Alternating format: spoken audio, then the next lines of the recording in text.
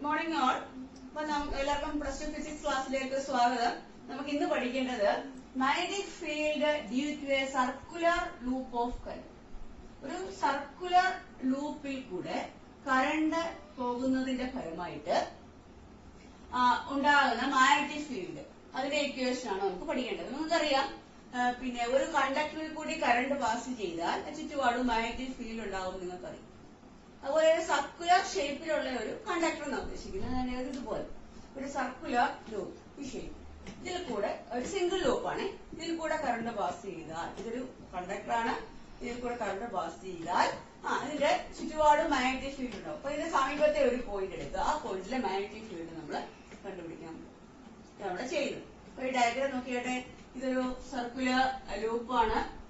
ഇതിന്റെ റേഡിയസ് എന്ന് പറയുന്നത് എ റേഡിയസ് ഉള്ള ഒരു സർക്കുലർ ലൂപ്പ്. ഈ സർക്കുലർ ലൂപ്പിൽ കൂടെ പോകുന്ന കറണ്ടാണ് ഇങ്ങനെ കടന്നു പോകുന്നതായിട്ട് അരോമാക്കിട്ട് കാണിച്ചിട്ടുണ്ട്. അപ്പം ഇതിന്റെ സെന്റർ ആണ് O, ഈ ലൂപ്പിന്റെ സെന്റർ ആണ് O. ഇനിയും ഇതിന്റെ ഈ സെന്ററിൽ കൂടെ പോകുന്ന ഈ ലൈനാണ് ഇതിന്റെ ആക്സിസ് എന്ന് പറയുന്നത്. ഇതിന്റെ ആക്സിസിലെ ഒരു പോയിന്റ് ഞാൻ എടുത്തിട്ടുണ്ട് P. അപ്പൊ P എന്ന് പറയുന്നത് ഈ സർക്കുലർ ലൂപ്പിന്റെ ആക്സിസിലെ ഒരു പോയിന്റ് ആണ്. ഈ P എന്ന് പറയുന്ന പോയിന്റ് ഈ ലൂപ്പിന്റെ സെന്ററിൽ നിന്നും X അകലത്തിലാണ് സ്ഥിതി ചെയ്യുന്നത്.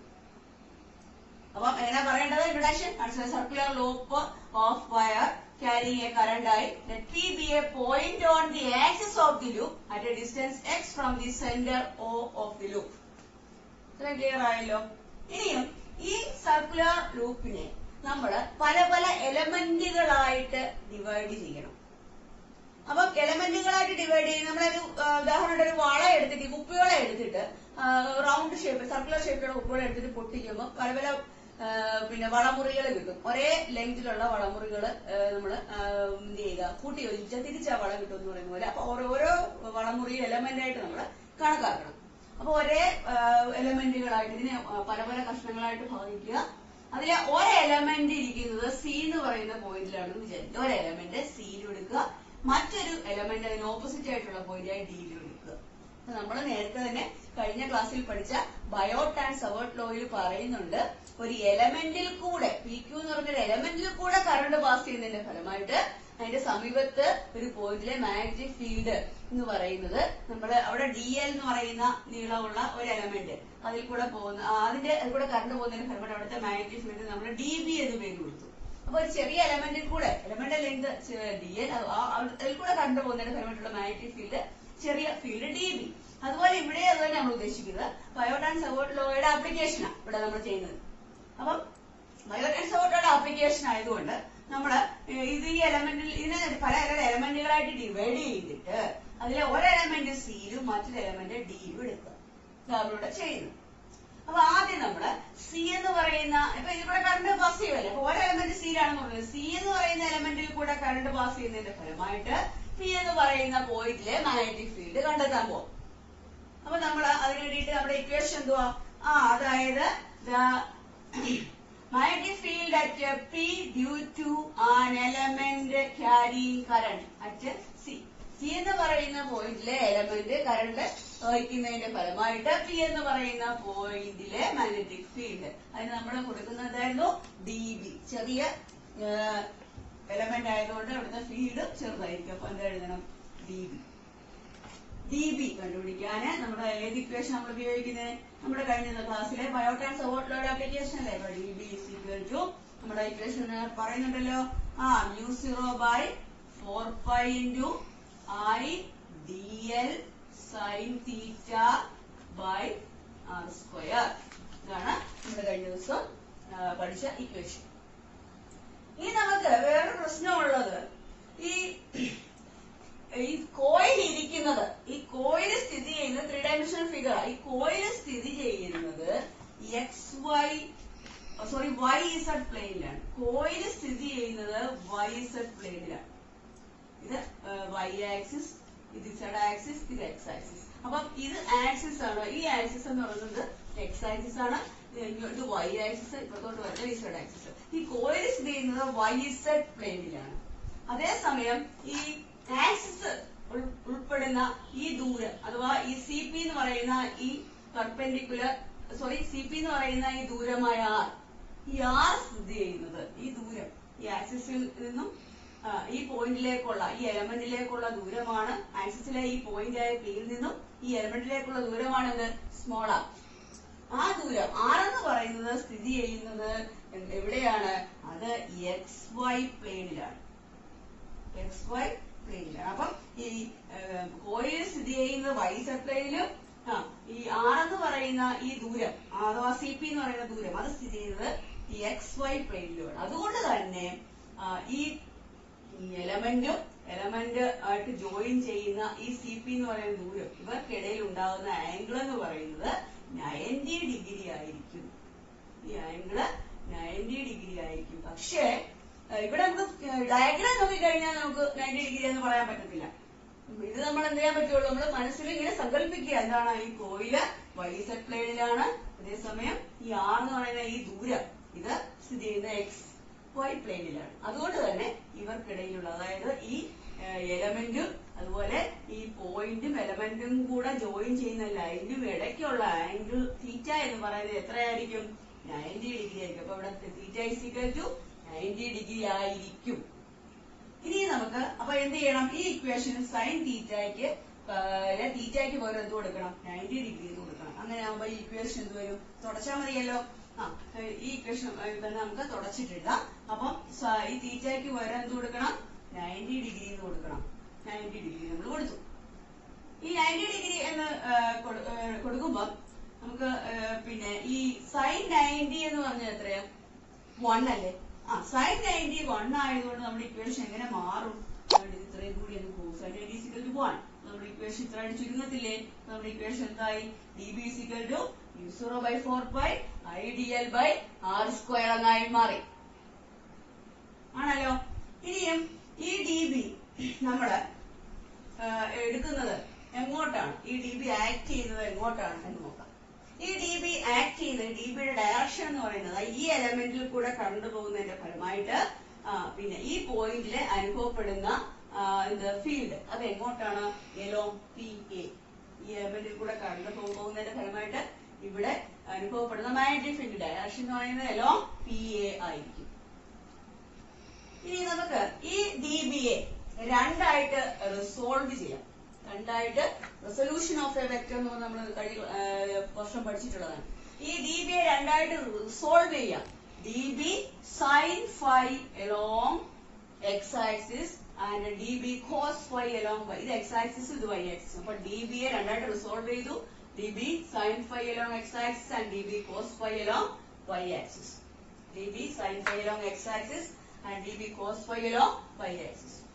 ഇനി അതുപോലെ തന്നെ നമുക്ക് ഈ സിക്ക് ഓപ്പോസിറ്റ് ആയിട്ട് ഡയമെട്രിക്കലി ഓപ്പോസിറ്റ് ആയിട്ടുള്ള പോയിന്റ് ആണെന്ത്? അഥവാ സിക്ക് എതിരായിട്ടുള്ള പോയിന്റ് ആണെന്ത്? ഡി.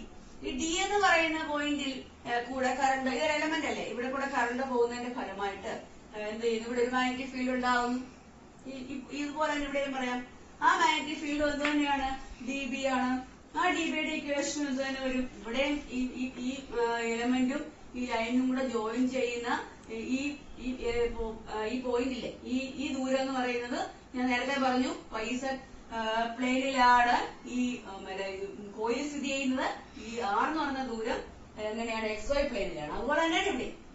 അതുകൊണ്ട് തന്നെ ഇവർക്കിടയിലുള്ള ആംഗിൾ എന്തോരം? ഇവർക്കിടയിലുള്ളതാണ് ഈ എലമെന്റും line joining the element with the point. ഇവർക്കിടയിലുള്ള ആംഗിൾ എത്ര തന്നെ വരും? അവിടെ 90 ഡിഗ്രി വരും. അങ്ങനെ നമുക്ക് ഈ ഇക്വേഷനത്തിൽ ഇതേ ഇക്വേഷൻ തന്നെ ഇവിടെ ബയോടൈൻ സപ്പോർട്ട് അനുസരിച്ച് dB = u0/4π IDL sin 90/r² എന്ന് വരും. 90 ഡിഗ്രി വരുമ്പോ അപ്പൊ എന്ത് വരും? ഈ ഇക്വേഷൻ തന്നെ വരും. അപ്പൊ ഈ എലമെന്റും കൂടെ കറണ്ട് പോകുന്നതിന് ഫലമായിട്ടുള്ള ഫീൽഡും ഇവിടുത്തെ കറണ്ട് ഇതിൽ കൂടെ കറണ്ട് പോകുന്നതിന് ഫലമായിട്ടുള്ള ഫീൽഡും എന്ത് തന്നെയാണ്? ഈ ഇക്വേഷൻ തന്നെയാണ് അല്ലെ? dB = u0/4π IDL/r². ഇനി നമുക്ക് ഇതിനെയും രണ്ടായിട്ട് ഇത് എങ്ങോട്ടാണ് ആക്ട് ചെയ്യുന്നത് നോക്കാം. ഈ ഡി എന്ന് പറയുന്ന ഈ എലമെന്റിൽ കൂടെ കറണ്ട് പോകുന്നതിന് ഫലമുണ്ടാകുന്ന ഫീൽഡ് ആക്ട് ചെയ്യുന്നത് എലോങ് PB. ഇതാ ഇങ്ങോട്ടാണ് എലോങ് PB. നേരത്തെ എലോങ് PA ആണെങ്കിൽ ഇത് എലോങ് PB. ഈ dB എന്ന് പറഞ്ഞാൽ നമുക്ക് രണ്ടായിട്ട് റിസോൾവ് ചെയ്യാം. എലോങ് x ആക്സിസ് എന്താണ്? dB sin phi and along y axis dB cos phi. y നമുക്ക് ഇവിടെ മുകളിലോട്ട് പോസിറ്റീവ് സൈഡിൽ y-യും നെഗറ്റീവ് സൈഡിൽ y' എഴുതിയിരിക്കുന്നത്. അപ്പൊ ഇത് dB sin phi എന്ന് പറയുന്നത് dBയെ രണ്ടായിട്ട് റിസോൾവ് ചെയ്യുമ്പോൾ dB sin phi എന്ന് പറയുന്ന എലോങ് x ആക്സിസ് ആണ്. ഇനിയും ഡി ബി കോസ് ഫൈ എന്ന് പറയുന്നത് എലോങ് വൈ ആക്സിസ് എന്ന് പറഞ്ഞാൽ നെഗറ്റീവ് സൈഡ് ആണ്. അപ്പൊ എലോങ് പി വൈ ഡാഷ്, നേരത്തെ എലോങ് പി വൈ ആയിരുന്നു, ഇവിടെ പി വൈ ഡാഷ് ആണ്, താഴേക്കാണ്. ഇനി അപ്പൊ നിങ്ങൾക്ക് ഒരു കാര്യം മനസ്സിലായി, ഈ രണ്ട് എലമെന്റിൽ കൂടെയും കറണ്ട് പാസ് ചെയ്യുന്നതിന്റെ ഫലമായിട്ട് ഉണ്ടാകുന്ന പിന്നെ ഫീൽഡിന്റെ സൈൻ കമ്പോണന്റ് എക്സ് ആക്സിലൂടെ തന്നെയാണ്, എലോങ് പി എക്സ് ആണ്. Sine component D B sine phi X ആക്സിലൂടെ തന്നെയാണ്. അതേസമയം കോസ് ഫൈയോ ഈ കേസിൽ ആദ്യത്തെ എലമെന്റിന്റെ കേസിൽ മുകളിലോട്ട്, അഥവാ ഡി ബി കോസ് ഫൈ മുകളിലോട്ടും എലോങ് പി വൈയും അടുത്തത് എലോങ് പി വൈ ഡാഷ്, രണ്ടും ഈക്വൽ ആൻഡ് ഓപ്പോസിറ്റ് ആയതുകൊണ്ട് D B cos phi components എന്ത് ചെയ്യും, ക്യാൻസൽ ചെയ്യുന്നു. ഡി ബി കോസ് ഫൈയും ഡി ബി കോസ് ഫൈ കൂടി ക്യാൻസൽ ചെയ്യും. ബാക്കി എന്ത് മാത്രമേ ഉള്ളൂ, ഡി ബി സൈൻ ഫൈ മാത്രമേ ഉള്ളൂ. നമുക്ക് നമ്മൾ നേരത്തെ എഴുതിയ ഇക്വേഷൻ ആണ് ബയോടൈൻ സപ്പോർട്ട് ലോ അനുസരിച്ച് D B is equal to mu 0/4π IDL by R square. Sine തീറ്റയിൽ നമുക്ക് തീറ്റ 90 ഡിഗ്രി എന്ന് കൊടുത്തത് കൊണ്ട് എന്ത് കിട്ടിയ ഭാഗം അങ്ങ് പോയല്ലോ, ബാക്കി സൈൻ 91 ആയിട്ടുണ്ട്. അപ്പൊ ബാക്കി ഉള്ളത് നമ്മൾ ഇക്വേഷൻ നമ്പർ 1 ആയിട്ട് എടുക്കുകയായിരുന്നു. ഇനി ഇവിടെ നമ്മൾ പറഞ്ഞു ഈ രണ്ട് എലമെന്റിലെയും റിസൾട്ടന്റ് ഫീൽഡ് എന്ത് മാത്രമാണ്, ഡി ബി സൈൻ ഫൈ മാത്രമാണ്, കോസ് കമ്പോണൻസ് ക്യാൻസൽ ആയി പോയി എന്ന് പറഞ്ഞു. അപ്പൊ ടോട്ടൽ അങ്ങനെയാണെങ്കിൽ രണ്ട് എലമെന്റ് മൂലമുള്ളതാണ് എന്ത്, ഡി ബി സൈൻ ഫൈ. അങ്ങനെയാണെങ്കിൽ ഈ എലമെന്റുകളെല്ലാം കൂടെ ചേർത്ത് വെച്ചിട്ട് ഇതൊരു സർക്കുലർ ലൂപ്പായിട്ട് മാറിയപ്പോൾ, ഇതെല്ലാം കൂടെ ചേർത്ത് സർക്കുലർ ലൂപ്പായിട്ട് മാറ്റി, അന്നേരം ഈ സർക്കുലർ ലൂപ്പിൽ കൂടെ കറണ്ട് പാസ് ചെയ്യുന്നതിന്റെ ഫലമായിട്ട് ഈ പോയിന്റിലെ മാഗ്നറ്റിക് ഫീൽഡ് കണ്ടുപിടിക്കണം, അല്ലെ? അപ്പൊ നമുക്ക് എലമെന്റ് മൂലമുള്ള ഫീൽഡിന്റെ ഇക്വേഷൻ എന്തായിരുന്നു, ഡി ബി ഏത് കമ്പോണന്റ് മാത്രമേ ഉള്ളായിരുന്നു, ഡി ബി സൈൻ കമ്പോണന്റ് മാത്രം, അതായത് ഡി ബി സൈൻ ഫൈ മാത്രമാണ്. അങ്ങനെയാണെങ്കിൽ ഈ ഫുൾ സർക്കുലർ ലൂപ്പ് മൂലമുള്ള മാഗ്നറ്റിക് ഫീൽഡിനെ നമ്മൾ ബി എന്ന് കൊടുക്കുന്നു. ബി എന്ന് പറയുന്നത് അപ്പൊ എന്താണ്, എലമെന്റുകളെ എല്ലാം കൂടി ചേർന്ന് കൊടുക്കുന്ന ചെറിയ ചെറിയ ഫീൽഡുകളുടെ സമ്മാണ്. അപ്പൊ സമ്മിന് പകരം നമ്മൾ കൊടുക്കുന്ന എന്താണ്, ഇന്റഗ്രേഷൻ. സമ്മിന് പകരം നമ്മൾ ഉപയോഗിക്കുന്നതാണ് എന്ത്, ഇന്റഗ്രേഷൻ. അപ്പൊ ബി എന്ന് പറഞ്ഞാൽ എന്താണ്, ടോട്ടൽ ഫീൽഡ്. എങ്ങനെ, ഈ ലൂപ്പിൽ കൂടെ സർക്കുലർ ലൂപ്പിൽ കൂടെ കറണ്ട് കടന്നു പോകുന്നതിന്റെ ഫലമായിട്ടുണ്ടായ ടോട്ടൽ ഫീൽഡ് ഏത്, പി എന്ന് പറയുന്ന പോയിന്റിലെ കണ്ടുപിടിക്കാൻ B is equal to element ഉണ്ടാക്കുന്ന ഫീൽഡ് ആയ ഡി ബി സൈൻ ഫൈയുടെ സമ്മാണ്. മറ്റേ കോസ് കമ്പോണൻസ് ക്യാൻസൽ ചെയ്ത് പോയില്ലേ. അപ്പൊ ടോട്ടൽ ഫീൽഡ് എന്ന് പറഞ്ഞാൽ ഇവിടെ എന്ത് മാത്രമേ ഉള്ളൂ, ഡി ബി സൈൻ ഫൈ ഉള്ളൂ. അതിന്റെ എല്ലാം കൂടി എന്ത്, സം. കാരണം എന്തായാലും ഫുൾ സർക്കുലർ ലൂപ്പിനെ കുറിച്ചല്ലേ പറയുന്നത്. അപ്പൊ ഇതിന്റെ ഓരോ എലമെന്റ് കൂടെ ചേർന്നിട്ട് ഉണ്ടായ ഈ ഫീൽഡിന്റെ sum, integral D B sine phi. ഇനി നമുക്ക് ഈ ഡി ബിയുടെ സമ്മിന് പകരം ഇന്റഗ്രേഷൻ കൊടുത്തു. ഈ ഡി ബിയുടെ value equation number 1 equation number 1 Biot Savart law നമ്മൾ എഴുതിയില്ലേ, അതിലെ ഡി ബിയുടെ വാല്യൂ ഇവിടെ കൊടുക്കുകയാണ്. അപ്പൊ എന്ത് വരും നോക്കാം, that is B, total field B equals integral D ബിക്ക് പകരം എന്ത് കൊടുക്കണം, mu 0/4π IDL by R square. അപ്പൊ നമുക്ക് ഡി ബിക്ക് പകരം കൊടുത്തു കഴിഞ്ഞാൽ DL by R square into ബാക്കി എന്തുകൊണ്ട് ഇക്വേഷനില് സൈൻ ഫൈ. ഇത്ര എഴുതുക. ഈ അടുത്ത സ്റ്റെപ്പില് നമ്മൾ ഇന്റഗ്രേഷൻ ചെയ്യുമ്പോൾ എപ്പോഴും ശ്രദ്ധിക്കേണ്ട കാര്യം, കോൺസ്റ്റന്റ് എന്തെങ്കിലും ഉണ്ടെങ്കിൽ അത് മാറ്റി, അത് ഇന്റഗ്രലിന്റെ വെളിയിൽ കൊടുത്തിട്ട് വേണം ബാക്കി നമുക്ക് ഇന്റഗ്രേറ്റ് ചെയ്യാം, അല്ലെ? ഇന്റഗ്രേഷൻ സിമ്പിളിന്റെ വെളിയിലാണ് കോൺസ്റ്റന്റ് എഴുതുന്നത്, നിങ്ങൾക്കറിയാം. അപ്പൊ ഇവിടെ എന്തെല്ലാം കോൺസ്റ്റന്റ് ഉണ്ടെന്ന് നോക്കാം. മ്യൂ 0/4π ഒരു കോൺസ്റ്റന്റ് ആണ്.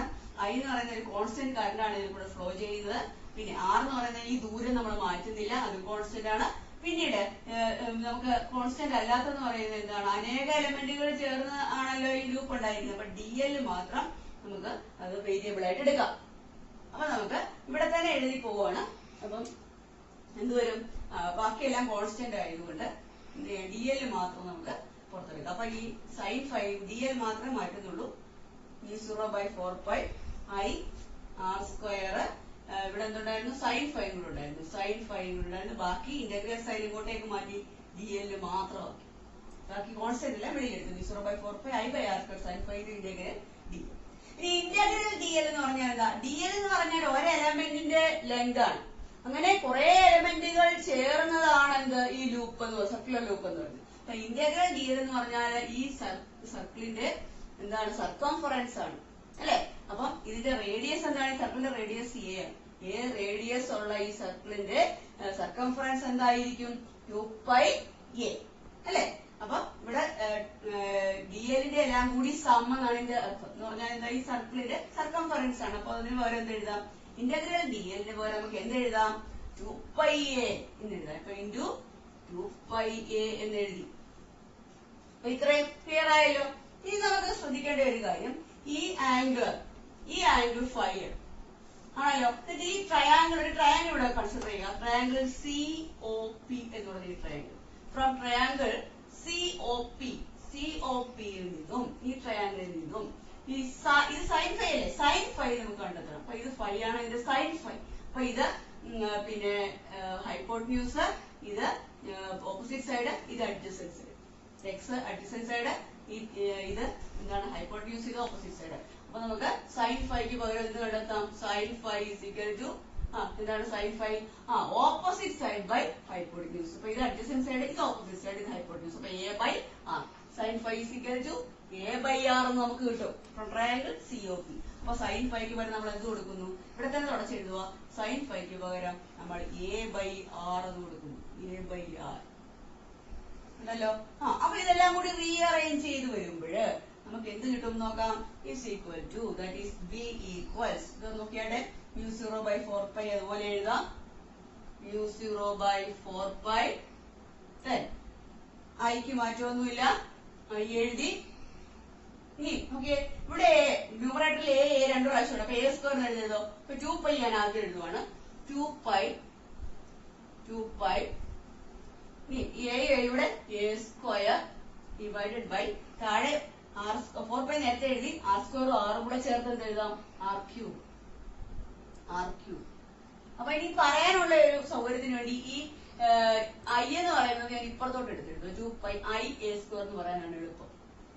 അപ്പൊ പറയാൻ എളുപ്പത്തിന് ഐ ഇപ്പുറത്തോട്ട് മാറ്റി എന്നുള്ളതല്ലോ. അപ്പൊ എന്താ നമ്മുടെ ഇക്വേഷൻ കിട്ടി കഴിഞ്ഞിട്ടാണ് v is equal to μ0/4π 2π i a squared by r cube എന്ന് പറയുന്ന ഒരു ഇക്വേഷൻ നമുക്ക് കിട്ടി. നമ്മുടെ ഈ ഇക്വേഷനകത്തിൽ r എന്ന് പറയുന്ന ദൂരം, ഈ ദൂരമാണ് നമുക്ക് കിട്ടിയിരിക്കുന്നത്. അപ്പൊ ഈ ഇക്വേഷനകത്തിൽ എയും എക്സും ഇല്ല. എ ഉണ്ട്, സോറി എക്സ് ഇല്ല. നമ്മുടെ ആക്സിസിലെ ഒരു പോയിന്റ് അല്ലേ നമുക്ക് നമ്മൾ ആക്സിസിലെ ഒരു പോയിന്റിലെ ഫീൽഡ് അല്ലേ നമ്മൾ കണ്ടെത്തിയത്. അപ്പൊ നമുക്ക് എക്സും കൂടി വരത്തക്ക രീതിയിൽ അത് ഈ ഇക്വേഷൻ വരുത്തണം. ആ രീതിയിൽ ഇക്വേഷൻ മോഡിഫൈ ചെയ്യാൻ പറ്റും. അപ്പൊ നമുക്ക് അതെങ്ങനെ എഴുതാൻ നോക്കിയാട്ടെ. ഇത് തുടക്കുകയാണ്, നോക്കാം അതെങ്ങനെ നമുക്ക് കിട്ടും നോക്കാം. നോക്കിയാട്ടെ. അപ്പൊ നമ്മുടെ ഇക്വേഷൻ എന്തായിരുന്നു?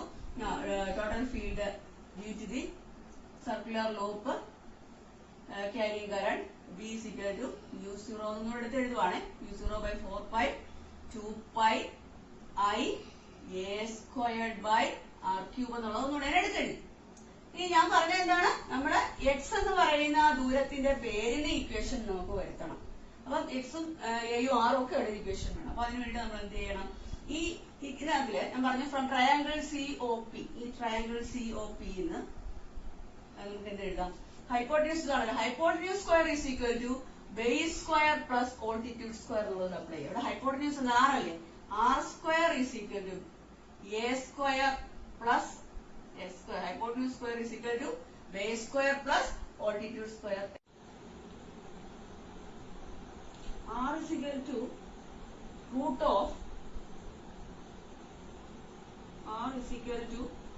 റൂട്ട് ഓഫ് ഇങ്ങനെ എഴുതാമല്ലോ, A square plus X square എന്ന് എഴുതാം. ഇനിയും അല്ലെങ്കിലോ R equals A square plus X square the whole raise to 1/2 എന്ന് എഴുതാമല്ലോ. റൂട്ട് മാറ്റിയാൽ മതിയല്ലോ. അപ്പം ഇത് ഇതിന് ആറ് കണ്ടുപിടിക്കാൻ root of A square plus X square നിങ്ങൾക്ക് അറിയാം. ഇനി അടുത്ത സ്റ്റെപ്പില് റൂട്ട് മാറ്റാൻ വേണ്ടിയിട്ട് നമ്മൾ അതിന് പകരം എന്ത് ചെയ്താൽ മതി? റേസ് ടു ഹാഫ് ഇട്ടാൽ മതി. നമുക്ക് 6 വരെ എത്തി. നമുക്ക് ഈ ഇക്വേഷനിലെ ആർ ക്യൂബിന് പകരം നമുക്ക് സബ്സ്റ്റിറ്റ്യൂഷൻ കൊടുക്കാൻ വേണ്ടി നമ്മുടെ ഇത്ര ബുദ്ധിമുട്ടിയത്. അപ്പൊ ആറിന് പകരം ഈ വാല്യൂ കൊടുത്താൽ മതിയല്ലോ. അങ്ങനെ നമുക്ക് എന്ത് കിട്ടുമെന്ന് നോക്കാം. therefore ബി, അപ്പൊ ആർ ക്യൂബ് എങ്ങനെ നമുക്ക് എഴുതാം? ആദ്യം R cube is equal to, ഈ ആർ ക്യൂബ് കണ്ടെത്തുമ്പോൾ എന്ത് വരും? R cube equals A square plus X square the whole raise to half ആയിരുന്നല്ലോ, ക്യൂബ് ആകുമ്പോൾ എന്ത് വരും? 3/2 എന്ന് വരും അല്ലേ. R cube is equal to A square plus X square the whole raise to, ഇവിടെ ക്യൂബ് വരുമ്പോൾ ഇവിടെയും ക്യൂബ് ഇടണം. അപ്പൊ എന്ത് വരും? Raise to 3/2. അപ്പൊ ഇക്വേഷൻ എങ്ങനെ മാറും? therefore b equals μ0/4π into 2π i a square by താഴത്തെ ആർ ക്യൂബിന് പകരം A square plus X square the whole raise to 3/2. അപ്പൊ ഇതാണ് നമ്മളുടെ സർക്കുലർ ലൂപ്പിലെ ആക്സിസിലെ ഒരു പോയിന്റിലെ മാഗ്നറ്റിക് ഫീൽഡ്. ഈ സർക്കുലർ ലൂപ്പിൽ കൂടെ കറണ്ട് കടന്നു പോകുമ്പോൾ ആക്സിസിലെ ഒരു പോയിന്റിലെ മാഗ്നറ്റിക് ഫീൽഡ് കണ്ടുപിടിക്കാനുള്ള ഇക്വേഷൻ ആണ് V is equal to mu 0 by 4 pi 2 pi I a square by a square plus x square the whole raised to 3/2. ഇനി നമുക്ക് രണ്ട് കണ്ടീഷൻ ഉണ്ട്. അപ്പൊ ആദ്യം നമ്മള് ആക്സിസിലെ ഒരു പോയിന്റിലേതാണ് നമ്മൾ കണ്ടുപിടിച്ചത്. ഇനി അടുത്തതെന്ന് പറഞ്ഞു കഴിഞ്ഞാൽ ആ പോയിന്റ് ഈ ലൂപ്പിന്റെ സെന്ററിലാണ് എടുക്കുന്നതെങ്കിൽ എന്താണ് ഈ ഇക്വേഷൻ മാറ്റം വരും എന്നുള്ളതാണ് അടുത്ത് നോക്കാം. അപ്പൊ ഈ ഇക്വേഷൻ എടുത്ത് വെച്ചിരിക്കണം. അപ്പൊ അത് ഈ ഇക്വേഷൻ ഒന്നുകൂടെ എടുത്ത് എഴുതുകയാണ് മുകളിലേക്ക്. ഈ ഇക്വേഷന് ഞാൻ മുകളിലോട്ട് ഒന്നുകൂടെ എടുത്ത് എഴുതിയിരിക്കുകയാണ്. V is equal to mu 0 by 4 pi 2 pi I a square by a square plus x square the whole raised to 3/2. ഇനി ഞാൻ ഇവിടെ ഒന്നാമത്തെ ഒരു കണ്ടീഷൻ എന്താന്ന് പറഞ്ഞു കഴിഞ്ഞാല് ഇപ്പൊ ഞാൻ പറഞ്ഞു ഈ ലൂപ്പിന്റെ നടുക്കാണ് അഥവാ സെന്ററിലാണ് ഈ കറണ്ട് പോകുന്നതിന്റെ ഈ ലൂപ്പിലൂടെ കറണ്ട് പോകുന്നതിന്റെ ഫലമായിട്ട് സെന്ററിലെ പോയിന്റിലെ മാഗ്നറ്റിക് ഫീൽഡ് കണ്ടുപിടിക്കാൻ എന്ത് ചെയ്താലും മതി. ഇപ്പൊ നമ്മൾ ഇവിടുത്തെ മാഗ്നറ്റിക് ഫീൽഡ് കണ്ടുപിടിക്കാൻ ഇക്വേഷൻ ഇല്ലേ, സെന്ററിലെ പ്രത്യേകത എന്താ, സെന്ററിലാകുമ്പോൾ എന്ന് പറയുന്നത് എന്താ, സോറി എക്സ് എന്ന് പറയുന്നത് എന്തായിട്ട് മാറും, at the centre X is equal to 0 എന്ന് വരും അല്ലെ. സെന്ററിലാവുമ്പോ എക്സ് 0 ആയിരിക്കും. മറ്റേ പോയിന്റ് ഇവിടെ ആയിരുന്നപ്പോഴാണ് ഈ ദൂരം എക്സ് ആയിട്ട് എടുത്തത്. ആ ദൂരം ഇവിടെ എത്തും, ആ പോയിന്റ് ഇവിടെയാണ് എടുക്കുന്നതെങ്കിൽ എക്സ് എന്ത് വരും, 0 വരും. അപ്പൊ ഇക്വേഷൻ എങ്ങനെ മാറും, therefore ബി ഇക്വേഷനിൽ എന്ത് മാറ്റം വരും, എക്സിന് എന്ത് കൊടുക്കണം, 0 എന്ന് കൊടുക്കണം. അപ്പൊ മാഗ്നറ്റിക് ഫീൽഡ് കണ്ടുപിടിക്കുന്നത് എങ്ങനെയാ, B is equal to mu 0 by 4 pi 2 pi I a square by എന്താ എക്സ് 0 ആകത്തില്ലേ, ബാക്കി എന്തുണ്ട് a square power raise to 3/2 ഉണ്ടല്ലോ, എക്സ് മാത്രമല്ലേ പോകുന്നുള്ളൂ, a square the whole raised to 3/2 എന്ന് വരും. എന്നിട്ട് ഈ 2ഉം കൂടെ ക്യാൻസൽ ചെയ്ത് പോകും. അപ്പൊ ബാക്കി എന്ത് വരും, is equal to mu 0 by 4 pi into 2 pi I a square divided by താഴെ എന്ത് മാത്രം വരും, a cube എന്ന് വരും അല്ലേ. ഇനിയും ഈ a സ്ക്വയർ ന്യൂമറേറ്ററിലെ a സ്ക്വയറും താഴത്തെ a ക്യൂബ് കൂടെ വെട്ടുമ്പോൾ എന്ത് വരും, താഴെ ഒരു a വരും അല്ലേ. അപ്പൊ ഇക്വേഷൻ എങ്ങനെ വരും, mu 0 by 4 pi 2 pi I by a എന്ന് വരും.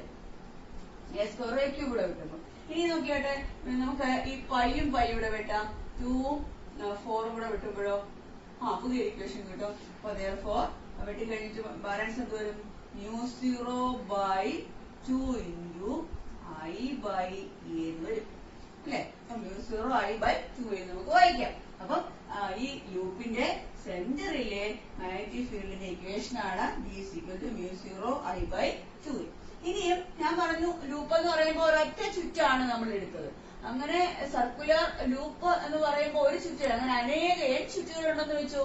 n ചുറ്റുകളുള്ള ലൂപ്പ് ആണെങ്കിൽ നമ്മൾ എന്ത് ചെയ്യണം, ഇൻറ്റു, അപ്പൊ ക്യാപിറ്റൽ N ചുറ്റുകളുള്ള ലൂപ്പ് ആണെങ്കിൽ ഇൻറ്റു ക്യാപിറ്റൽ N എന്ന് എഴുതണം അല്ലെ. അപ്പൊ അത് ഓർഡറിൽ അറേഞ്ച് ചെയ്ത് എഴുതുമ്പോൾ പറയാനുള്ള ഒരു താളത്തിൽ എഴുതി നമ്മൾ എങ്ങനെ പറയും, V is equal to ഈ n ഓർഡറിൽ എഴുതണം, mu 0 n I mu 0 കഴിഞ്ഞ് പറഞ്ഞു ni by 2 ഇങ്ങനെ നമുക്ക് എഴുതാം, mu 0 ni by 2 എന്ന് എഴുതാം. അതായത് n ചുറ്റുകളുള്ള കേസുകൾ, സിംഗിൾ ലൂപ്പിന്റെ കേസാണ് നമ്മളിവിടെ പഠിച്ചത്. അങ്ങനെ n ചുറ്റുകൾ ഉണ്ടെങ്കിൽ കിട്ടിയ ഇക്വേഷൻ n കൊണ്ട് മൾട്ടിപ്ലൈ ചെയ്താൽ മതി. അപ്പൊ നമ്മുടെ ഇക്വേഷൻ എന്ത് വരും, ബേസിക്കലി mu 0 ni by 2.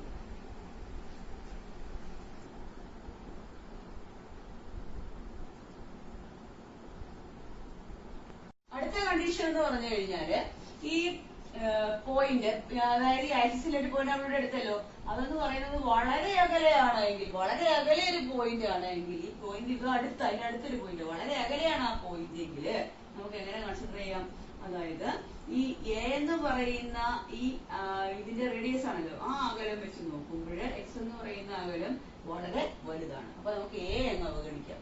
നമ്മുടെ ഇക്വേഷൻ ഇതായിരുന്നു നമ്മൾ എഴുതിയത്, ബി ഇസ് ഈക്വൽ ടു, നമ്മുടെ മെയിൻ ഇക്വേഷൻ ആണ്, B is equal to mu 0 by 4 pi 2 pi I a square by a square plus x square the whole raised to 3/2 എന്നുള്ളതായിരുന്നു നമ്മുടെ main equation.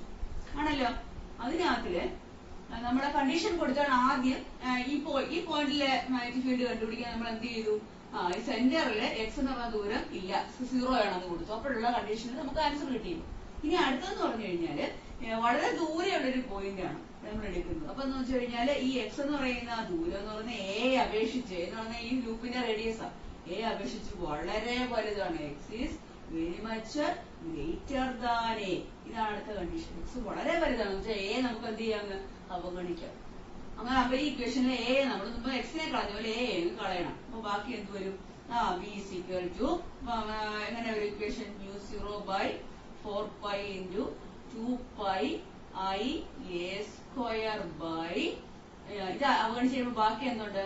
x² (3/2). ഇതൊരു power കൊടുക്കണമല്ലോ. ഇനി ആ മുമ്പത്തെ പോലെ ഈ 2 ഉം 2 കൂടെ വെട്ടിപ്പോവും. ബാക്കി എന്ത് വരും? x³ എന്ന് വരും അല്ലെ? അപ്പൊ നമുക്ക് എന്ത് എഴുതാം? അങ്ങനെ തുടച്ചിട്ട് എഴുതുവാണ്. x³ എന്ന് എഴുതാം. ആണല്ലോ. എന്തുകൂടെ ചെയ്ത് എ നമ്മുടെ എക്സ് വളരെ വലുതാണ്, എ കണ്ടും, അതുകൊണ്ട് എ നമ്മളങ്ങ് അവഗണിച്ചു. ബാക്കി എന്ത് വരും? x² (3/2) വരും. 2 കൂടെ വെട്ടിയിട്ട് x³ എന്ന് വരും. ഇനി നമുക്കറിയാം ഈ ലൂപ്പിന്റെ ഏരിയ എന്ന് പറയുന്നത് എന്താണ്? ഏരിയ ഓഫ് ദ ലൂപ്പ് എന്ന് പറഞ്ഞാൽ എ റേഡിയസ് ഉള്ള ഈ ലൂപ്പിന്റെ ഏരിയ എന്ന് പറയുന്നത് area A is equal to എന്താണ്? എ റേഡിയസ് ഉള്ള ലൂപ്പിന്റെ ഏരിയ ആണ് എന്ത്? Pi A square. Pi A square is the area of this loop. ഇതിന്റെ റേഡിയസ് എ ആണ്. അപ്പൊ ഏരിയ പൈ എ സ്ക്വയർ. അപ്പൊ നമുക്ക് നമ്മുടെ ഇക്വേഷനകത്ത് പൈയും ഉണ്ട് എ സ്ക്വയറും ഉണ്ട് അല്ലെ? അപ്പൊ അതിന് പകരം എന്ത് എഴുതാം? ഏരിയ ക്യാപിറ്റൽ എന്ന് എഴുതാം. അപ്പൊ നമ്മള് ഈ ഇക്വേഷൻ ഇവിടെ തന്നെ തുടച്ച് എഴുതുവാണ്. പൈ എ സ്ക്വയറിന് പകരം area of the loop A എന്ന് എഴുതാം. അപ്പൊ എ ഞാൻ ഇവിടോട്ട് എഴുതുവാണ്. നോക്കിയിട്ട് അപ്പൊ നമ്മുടെ ഇക്വേഷൻ എങ്ങനെ? B is equal to μ0/4π × IA/x³ എന്ന് വന്നു. ഇനി നമുക്ക് വേണമെങ്കിൽ ഈ 2ഉം ഈ 4 കൂടെ വെട്ടാം. അങ്ങനെ ആകുമ്പോ താഴെ ഒരു 2 വരും. അങ്ങനെ നമുക്ക് എഴുതാം. Is equal to μ0/2π × IA/x³. പുതിയൊരു ഇക്വേഷൻ കിട്ടി കഴിഞ്ഞു. അപ്പം വളരെ അകലെ ഒരു പോയിന്റിലെ ആക്സിസിലെ വളരെ അകലെ ഒരു പോയിന്റിലെ മാഗ്നറ്റിക് ഫീൽഡ് കണ്ടുപിടിക്കാനുള്ള ഇക്വേഷൻ ആണ് എന്താ? μ0/2π × IA/x³. ഇവിടെ നമ്മൾ ചെയ്തത് എന്താണ്? ഈ ഇക്വേഷനില് പൈ എ സ്ക്വയറിന് പകരം area of the loop A എന്ന് കൊടുത്തു. അതുകൂടാതെ എ നമ്മുടെ എക്സിനെ അപേക്ഷിച്ച് വളരെ ചെറുതായതുകൊണ്ട് എ നമ്മളങ്ങ് നെഗ്ലക്ട് ചെയ്തു, അവഗണിക്കുകയും ചെയ്തു. അങ്ങനെ കിട്ടിയ ഇക്വേഷൻ ആണിത്. μ0/4π × IA/x³. ഇങ്ങനെ രണ്ട് കണ്ടീഷനാണ് ഉള്ളത്. ഏതൊക്കെയായിരുന്നു? ഒന്ന്, സെന്ററിലെ ഒരു പോയിന്റില് അതായത് മാഗ്നറ്റിക് ഫീൽഡ് കണ്ടുപിടിക്കാൻ. അത് നമ്മൾ ആദ്യം കണ്ടുപിടിച്ചതായിരുന്നു ഒന്നാമത്തെ കേസ്. രണ്ടാമത്തെ കേസ് എന്താണ്? സെന്ററിൽ നിന്ന് വളരെ അകലെ ഒരു പോയിന്റ് ആണ് നമ്മൾ ചൂസ് ചെയ്യുന്നതെങ്കിൽ അവിടുത്തെ മാഗ്നറ്റിക് ഫീൽഡ് കണ്ടുപിടിക്കുന്നു. അത് രണ്ടുമാണ് നമ്മളിവിടെ ചെയ്തത്. ഇത്രയാണ് ഈ എസ്എ ക്വസ്റ്റ്യൻ. ഒരു സർക്കുലർ ലൂപ്പിൽ കൂടെ കറണ്ട് പോകുന്നതിന്റെ ഫലമായിട്ട് ഉണ്ടാകുന്ന മാഗ്നറ്റിക് ഫീൽഡ് ലൈൻസ് നമുക്ക് ഇങ്ങനെ റെപ്രസെന്റ് ചെയ്യാം. മാഗ്നറ്റിക് ഫീൽഡ് ലൈൻസ് ആണ് ഈ വരച്ചിരിക്കുന്നത്. ഈ ഫീൽഡ് ലൈൻസ് എങ്ങോട്ടാണ്, അതുപോലെ കറണ്ട് എങ്ങോട്ടാണ് എന്ന് മനസ്സിലാക്കാൻ വേണ്ടിയിട്ട് ഉപയോഗിക്കുന്ന റൂളാണ് right hand thumb rule. Right hand thumb rule എന്ന് പറയും.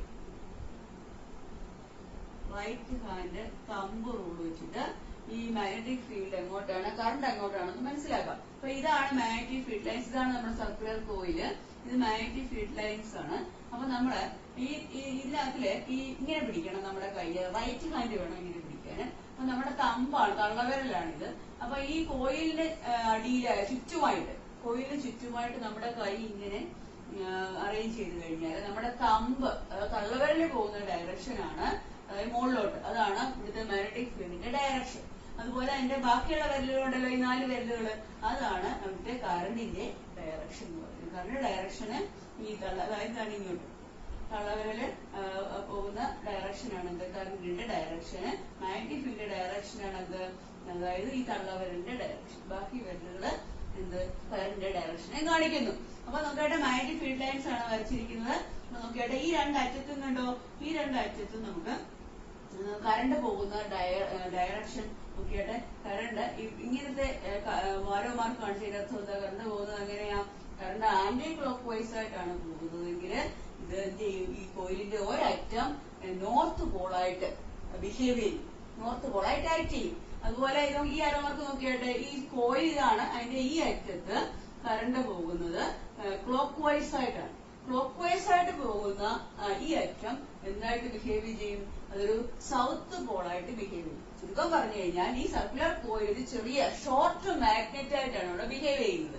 കറണ്ട് ആന്റി ക്ലോക്ക് വൈസ് ഡയറക്ഷനിൽ പോകുന്ന എൻഡ് അഥവാ അറ്റം നോർത്ത് പോളായിട്ട് ആക്ട് ചെയ്യുകയും കറണ്ട് ക്ലോക്ക് വൈസ് ഡയറക്ഷനിൽ പോകുന്ന മറ്റേ എൻഡ് സൗത്ത് പോളായിട്ട് ബിഹേവ് ചെയ്യുകയും ചെയ്യും. അപ്പൊ ഇതിനെ ഒന്നുകൂടെ മനസ്സിലാക്കാൻ വേണ്ടിയിട്ട് മാറ്റി വരച്ചിരിക്കുകയാണ്. നോക്കിയാട്ടെ, ആന്റി ക്ലോക്ക് വൈസ് കറണ്ട് പോകുന്നു ഉണ്ടോ ഐ. അപ്പൊ അത് എന്താ നോർത്തിന്റെ ഷേപ്പ് വരച്ചിരിക്കുന്നുണ്ട്. നോർത്ത് പോളായിട്ട് ആക്ട് ചെയ്യും. ആരോ മാർക്ക് കാണിച്ചിരിക്കുന്നത് ആന്റി ക്ലോക്ക് വൈസ് ഡയറക്ഷൻ. ഇനി നോക്കിയാട്ടെ, അതുപോലെ തന്നെ ക്ലോക്ക് വൈസ് ഡയറക്ഷനിൽ കറണ്ട് പോകുന്ന അപ്പോൾ എന്തായിട്ട് ആക്ട് ചെയ്യും? സൗത്ത് പോളായിട്ട് ഉണ്ടോ, സൗത്ത് എസ് പോലെ വരച്ചിരിക്കുന്നുണ്ട്. സൗത്ത് പോളായിട്ട് ബിഹേവ് ചെയ്യും. ഇതാണ് ഇതിനെ കുറിച്ചുള്ള വിശദീകരണം. അപ്പൊ എങ്ങനെയാണ് ഇതിന്റെ കറണ്ടിന്റെയും ഫീൽഡിന്റെയും ഡയറക്ഷൻ എങ്ങനെയാണ്? റൈറ്റ് ഹാൻഡില് നമ്മള് റൈറ്റ് ഹാൻഡ് ഇങ്ങനെ വെച്ച് കഴിഞ്ഞാൽ ഈ കോയിലിന് റൗണ്ട് ആയിട്ട് വെച്ച് കഴിഞ്ഞാൽ നമ്മുടെ തമ്പാണ് ഫീൽഡിന്റെ ഡയറക്ഷൻ കാണിക്കുന്നത്. അതുപോലെ ഈ ബാക്കി ഫിംഗേഴ്സ് എന്ത് ചെയ്യുന്നു? അത് മാഗ്നറ്റിക് ഫീൽഡിന്റെ കറണ്ടിന്റെ ഡയറക്ഷൻ കാണിക്കും. ഇനി നമുക്ക് ഈ ആക്സിസിൽ നിന്നുള്ള ദൂരം അനുസരിച്ച് പിന്നെ മാഗ്നറ്റിക് ഫീൽഡിന്റെ എങ്ങനെ നമുക്ക് ഒരു ഗ്രാഫിൽ റെപ്രസെന്റ് ചെയ്യുക എന്നുള്ളതാണ്. അതായത് ആക്സിസിൽ നിന്നുള്ള ദൂരം നമ്മൾ മുമ്പേ പഠിച്ചില്ലേ? ഇത് ഒരു സർക്കുലർ ലൂപ്പ്, അതിന്റെ ആക്സിസിലെ ഒരു പോയിന്റിലെ നമ്മൾ കണ്ടുപിടിച്ചു അല്ലെ? പിന്നെ പോയിന്റിലെ കണ്ടുപിടിച്ചു, സെന്ററിലെ കണ്ടുപിടിച്ചു, വളരെ ദൂരെയുള്ള പോയിന്റിലെ കണ്ടുപിടിച്ചു. അപ്പൊ ഈ ആക്സിസിൽ നിന്നുള്ള ഈ അകലം അനുസരിച്ച് നമ്മുടെ ഫീൽഡ് എങ്ങനെയാണ് എന്നുള്ളത് ഫീൽഡിന്റെ ഒരു ഗ്രാഫിൽ നമ്മൾ എങ്ങനെ റെപ്രസെന്റ് ചെയ്യാന്നുള്ളതാണ്. നോക്കട്ടെ, എക്സ് ആക്സിസില് ആക്സിയൽ ഡിസ്റ്റൻസ്, ഈ ആക്സിസിൽ നിന്നുള്ള പോയിന്റ് ആക്സിസിൽ നിന്നുള്ള ദൂരം അത്. എന്നിട്ട് ഇത് സെന്റർ ആണ്. ഇനി ഇത് വൈ ആക്സിസിൽ എന്താണ് ഉണ്ടാകുന്ന മാഗ്നറ്റിക് ഫീൽഡ്. അപ്പൊ ഈ ഗ്രാഫിൽ നിന്ന് മനസ്സിലാക്കാം, ഇതിന്റെ സെന്ററിലെ കോയിലിന്റെ സെന്ററില് മാഗ്നറ്റിക് ഫീൽഡ് മാക്സിമം ആയിരിക്കും. ഇനിയും ഈ പിന്നെ സെന്ററിൽ നിന്നും മാറുന്നതിനനുസരിച്ച് അഥവാ അകലം കൂടുന്നതിനനുസരിച്ച് അത് ഇങ്ങോട്ടാകാം. ഈ പോസിറ്റീവ് ഡയറക്ഷനിലാകാം, നെഗറ്റീവ് ഡയറക്ഷനിലാകാം, രണ്ട് ഡയറക്ഷനിലും ആകാം. അപ്പം അകലം സെന്ററിൽ നിന്നുള്ള അകലം കൂടുന്നതിനനുസരിച്ച് ഫീൽഡ് കുറഞ്ഞു വരുന്നതായിട്ട് മനസ്സിലാക്കാം. രണ്ടു വശത്തോട് കുറഞ്ഞു വരുന്നുണ്ട്. അപ്പൊ സെന്ററാണ് മാക്സിമം ഫീൽഡ്. അകലം കൂടുന്തോറും ആക്സിസിൽ നിന്നുള്ള അകലം കൂടുന്തോറും ഫീൽഡ് കുറഞ്ഞു വരികയും ഒരു പർട്ടിക്കുലർ സ്ഥലത്തെത്തുമ്പോൾ ഫീൽഡിന്റെ ആ സ്ഥലത്തിന് പേര് പറയാം. അതായത് നമുക്ക് ഈ ദൂരം നമ്മൾ എക്സ് എന്നല്ലേ രേഖപ്പെടുത്തിയിരുന്നത് നേരത്തെ. അപ്പൊ എക്സ് എന്ന് പറയുന്നത് ഈ ദൂരം എക്സ് ആയിരുന്നല്ലോ. എക്സ് എന്ന് പറയുന്നത് ഇതിന്റെ റേഡിയസ് എ ആയിരുന്നല്ലോ. എക്സ് ആ ദൂരം എക്സ് ഇസിക്കൽ ടു a/2 എന്ന് ആകുന്ന സമയത്ത് ഈ rate of variation of field എന്ന് പറയുന്നത് ഒരു കോൺസ്റ്റന്റ് ആയിരിക്കും. അതായത് ഈ ദൂരം എക്സ് എന്ന് പറയുന്ന ദൂരം a/2 തുല്യമാകുമ്പോൾ ഇതിന്റെ റേഡിയസ്, ഈ കോയിലിന്റെ റേഡിയസിന്റെ പകുതിയാകുമ്പോൾ എന്ത് സംഭവിക്കും? ഈ rate of variation of field എന്ന് പറയുന്നത് എന്താവും? ഒരു കോൺസ്റ്റന്റ് ആകും.